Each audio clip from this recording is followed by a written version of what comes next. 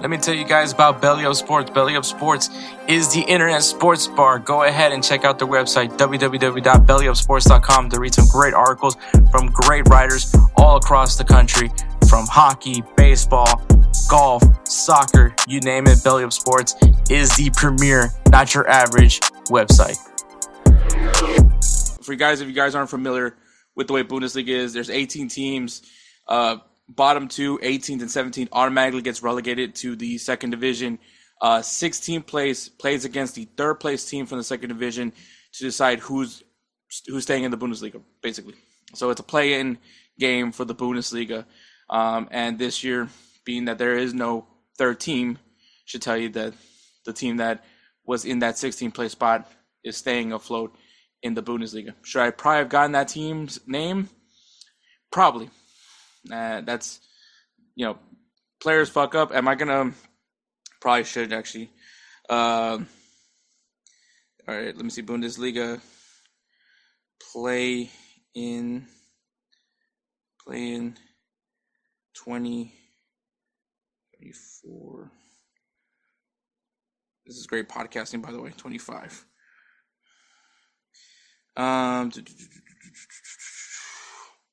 See who finished in 16th place.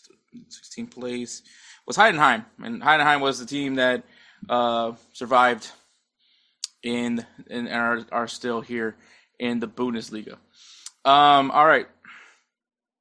So the teams that just got promoted is FC Cologne, who has been away for a year. They were in the Bundesliga the season before, got relegated into the second division, and got promoted. Got into that automatic promotion spot, and now they're back after 1 year. And Hamburger SV, who has not been in the Bundesliga in 7 years. So this team has definitely been grinding it out, trying to get back into the Bundesliga, and now they're here. And I will say, have made quite the statement, especially in their kits this season. So that's just wanted to put that out there.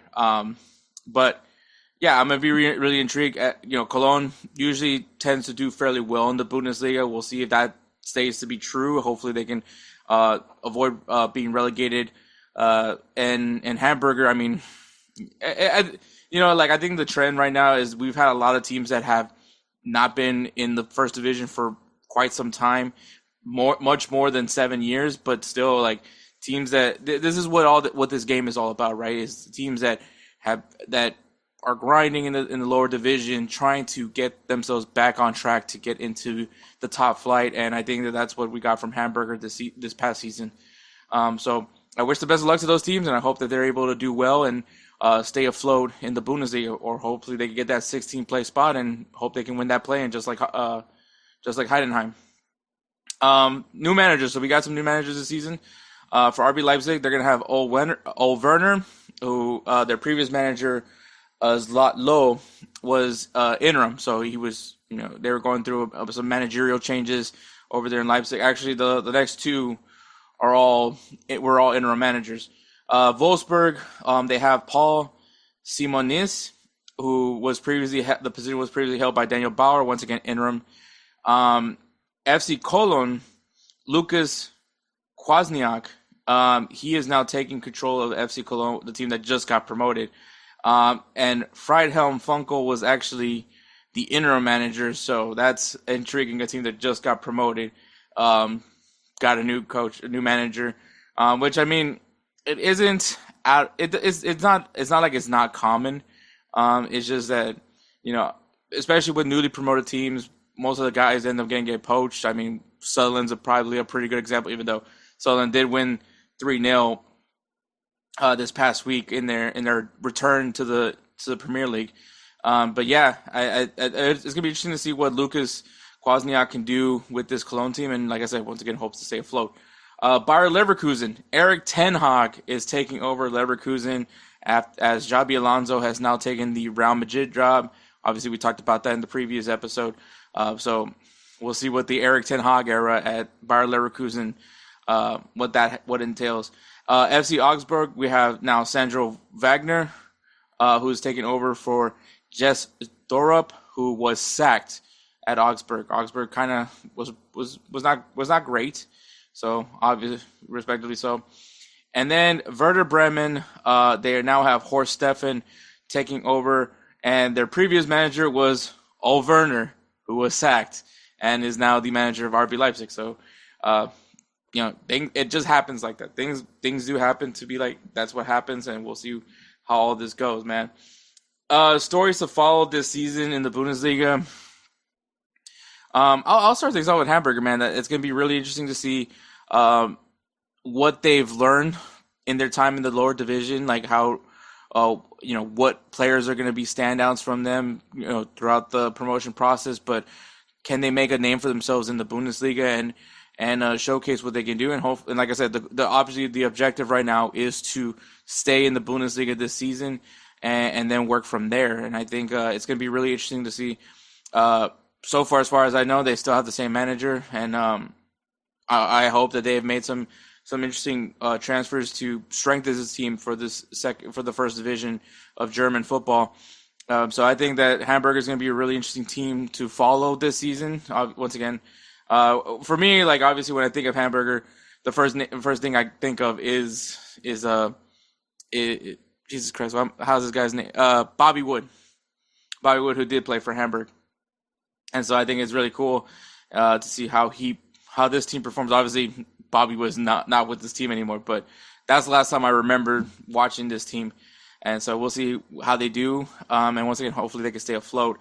Obviously, the real thing is going to be what will be the post-Xabi Alonso era look with Erik ten Hag.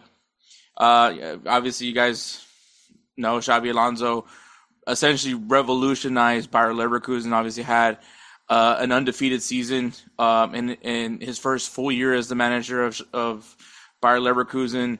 A lot of excitement came from that. They were in the Europa League final. They did lose to Atalanta. That was their only loss that season. They won. They got a domestic double. They won the Bundesliga and they won also the DFB Pokal. So just a really interesting season. Obviously, second season, I think things came a little bit back down to earth. Not too much per se because they were very competitive throughout. Even though Bayern Munich did end up winning the league, it wasn't necessarily an easy battle for it. I mean, Leverkusen definitely put up a good fight.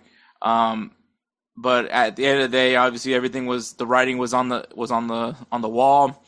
Xabi Alonso, in his contract, had a stipulation that he can leave the club if Real Madrid is available. Real Madrid was very much available, and they were very much interested in him, and he took the job. And Leverkusen really had nothing else to do, but at this point, find a new manager. The names there were plenty of names that were thrown out.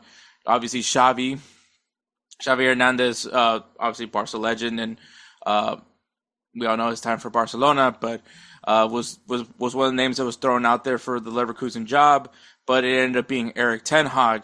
I know a lot of people want to make some jokes about Erik ten Hag. I understand things didn't pan out at Manchester United for him. Obviously, once again, I feel like sometimes when you just worked at Ajax, just because of what Ajax has been able to do recently, maybe not recently, but over the years, I've just been able to build a very successful academy, names upon names that become sensational stars in the European ranks. Obviously, Johan Cruyff is the first name everyone thinks about when you think of Ajax and also Barcelona. And I think Erik ten Hag obviously did his thing with Ajax, had a very iconic Ajax team. I feel like made the most sense in the world to go after him, and Manchester United did. Unfortunately, just things didn't pan out for him at Manchester United. We talked about this when we talked the Premier League. Like there's like a whole lot of things wrong with Manchester United that I don't think that a manager is going to solve it. I mean, they did just lose to Arsenal today. We're recording on Sunday. Arsenal did beat them 1-0 at Old Trafford. It's just been problems on problems with that Manchester United team, and I really don't think it really matters who's in charge of the team until the club figures out what's wrong internally, before they go ahead and jump on another manager. But I think at the same time, going back at that Erik Ten Hag era with Manchester United, it's not like you can. There's not much to take away from him, right? Like, I mean, well, okay, I'm not gonna say right, but like, there's not too. There's, I mean, besides just obviously poor form, but at the end of the day, Manchester United went and got the players that I think in reality you should go after. You should go after Casemiro. You should go after Jadon Sancho. You should go after Anthony. You should be going after. I mean, yes, there was a few head scratchers. Obviously, like for instance, Højlund was a bit of a head scratcher. But all in all, like I think a team that doesn't shy away from spending money. I think it's kind of funny that we now give them at least as far as American sports comparisons, we dub Manchester United the Dallas Cowboys of the Premier League just because of the fact, or you could say Manchester United, the Cowboys of the Manchester United of the NFL. Whatever makes you feel better about yourself. But it is a team that kind of just lives in the past, and wants to pass. Wants to believe that the next year is going to be their year. But in reality, and I mean, you've gone through very amount of coaches, maybe not amount of coaches, but when you think of the Dallas Cowboys, obviously Tom Landry. I'm